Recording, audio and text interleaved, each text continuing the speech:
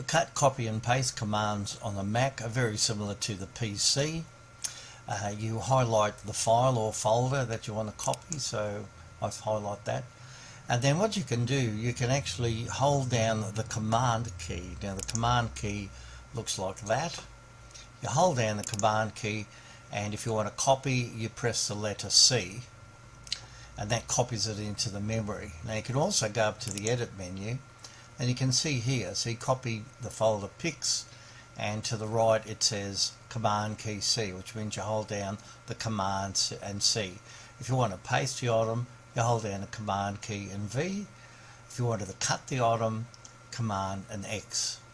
So I've put that in the memory, so now I can actually either go there, click there to paste it, and it'll paste the folder there, or I could have just held down the command key and V to paste it.